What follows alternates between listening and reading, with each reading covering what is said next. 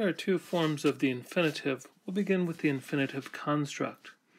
To make the infinitive construct form, we take the imperfect, like yiktol, and we chop off the prefix pronoun.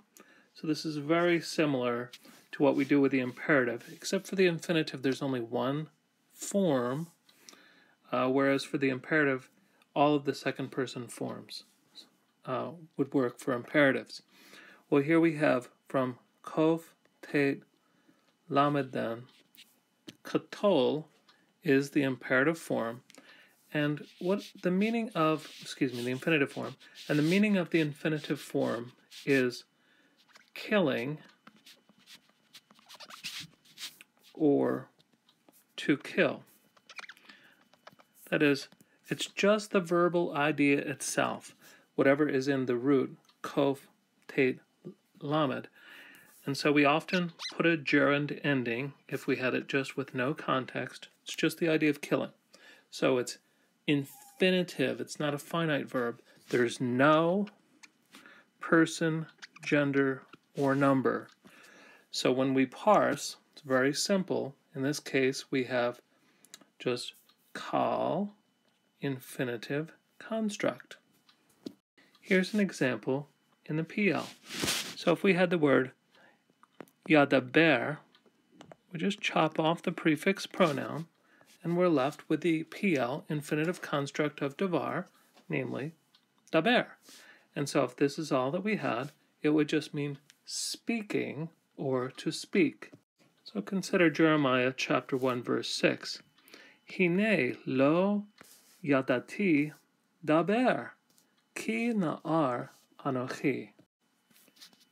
Behold, negative, I do not know, speaking, for a boy am I. So in the famous introduction to the book of Jeremiah, he claims he doesn't know how to speak, but literally all it says is, I do not know speaking. We usually translate it, I do not know how to speak, or something like this. But the word itself, daber, speaking or to speak. Now consider 1 Samuel 23. Ki yatsa Shaul levakesh et nafsho.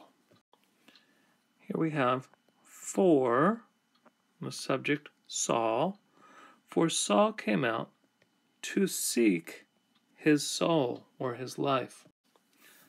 So in this case, we have the infinitive construct, and very normally, infinitive constructs will have the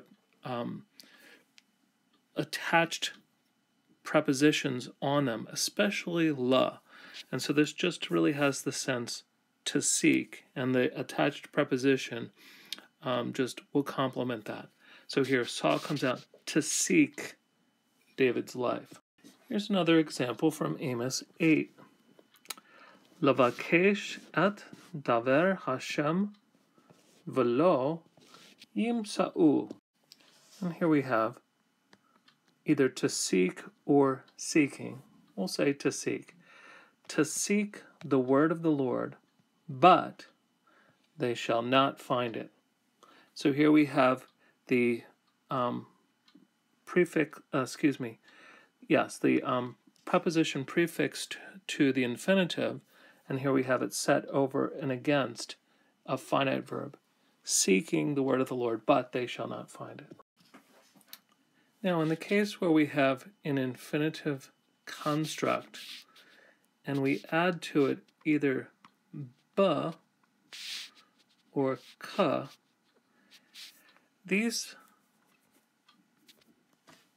attached prepositions tend to have the sense of sort of a temporal sense to them, a time sense. And 1 Kings 15 gives us a good example. Vayehi kamalecho hika et kol bet Yerovam. And it was when ruling of him, speaking of Baasha's kingship, he smote all the house of Jeroboam. So in this case then, we note that the prefix pronoun ka, prefix preposition ka, is put on the infinitive construct for malach, here with a third person masculine singular pronominal suffix. So we have when the ruling of him, or when he was ruling, something to that effect. So this is very typical of the infinitive construct to have both an attached preposition and also a pronominal suffix. The infinitive absolute is a good bit different. Now here's the form, katol, and the way we would parse this is kal infinitive absolute.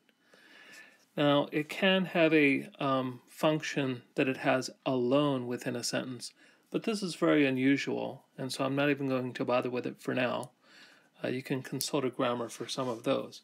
But probably a lot more than 9 times out of 10, we're going to find the infinitive absolute strengthens a finite verb. So what we would have in a typical sentence would be going along. Then we would have an infinitive absolute immediately preceding a finite verb. And what happens is they're both in the same root. And so then the infinitive absolute then strengthens the force of the finite verb. And usually we pull a King Jamesism and we translate this surely whatever the verb is, or something like that.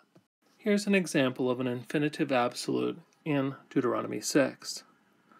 Shamor tishmerun et mitzvot Hashem Elohechem. So here we have the infinitive absolute of shin mem resh. So this is just keeping. And then here's the finite verb,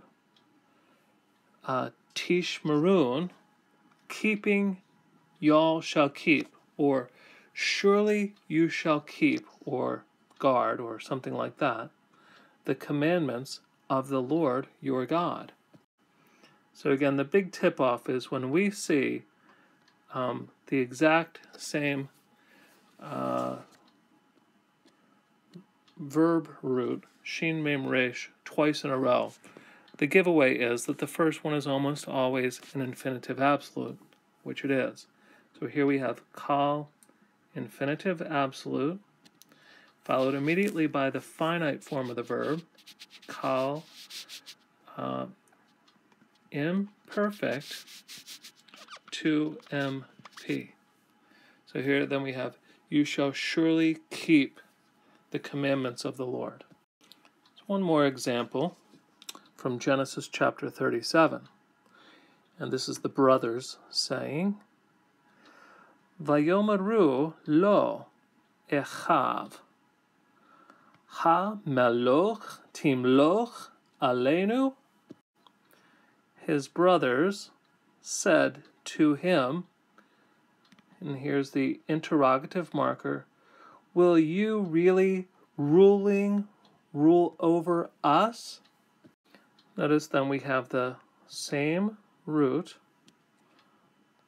twice in a row, mem, lamed, kaf, from to rule, and so right away this should stop us. Whoa! Looks like we probably have an infinitive absolute, and we do.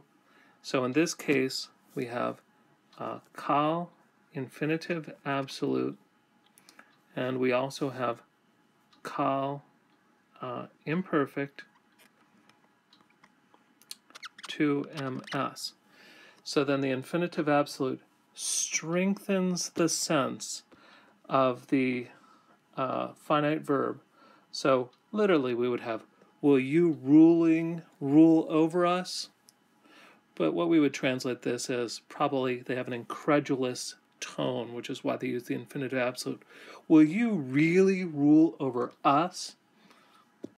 So again, probably the big thing to remember is when we have the same verb root used twice in a row, just your default should be to think of the first one as the infinitive absolute, then think about how this strengthens the verb and sort of the sense of the sentence given it.